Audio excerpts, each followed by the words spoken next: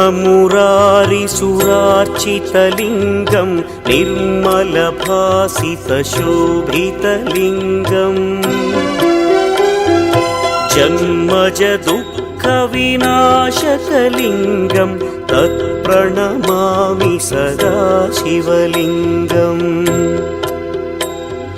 देवमुनिप्रवरार्चितलिङ्गं कामदहन करुणाकरलिङ्गम्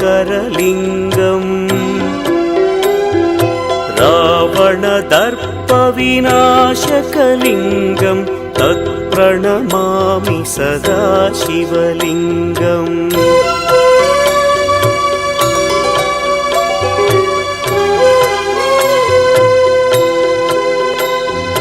सर्वसुगन्धसुलेपितलिङ्गं बुद्धिविवर्धनकारणलिङ्गं सिद्धसुरासुरवन्दितलिङ्गं तत्प्रणमामि सदा शिवलिङ्गं कनकमहामणिभूषितलिङ्गं फणिपतिवेष्टितशोभितलिङ्गम् दक्षसुयज्ञविनाशनलिङ्गं तत्प्रणमामि सदा शिवलिङ्गम् कुङ्कुमचन्दनलेपितलिङ्गं पङ्कजहार सुशोभितलिङ्गम् सञ्चितपापविनाशनलिङ्गं तत्प्रणमामि सदा शिवलिङ्गम्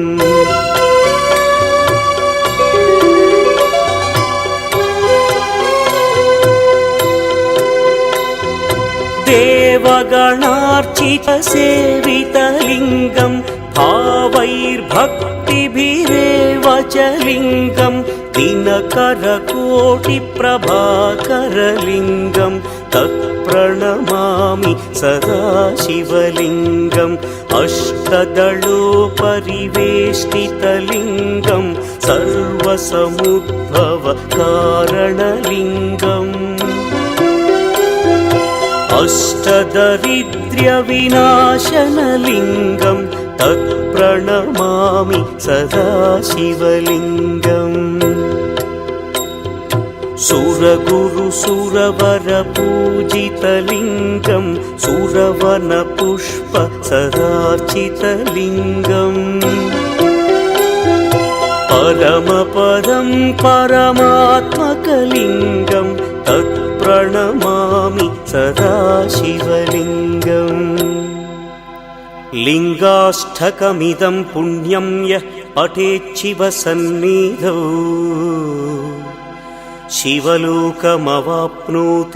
शिवेन सह मोदते।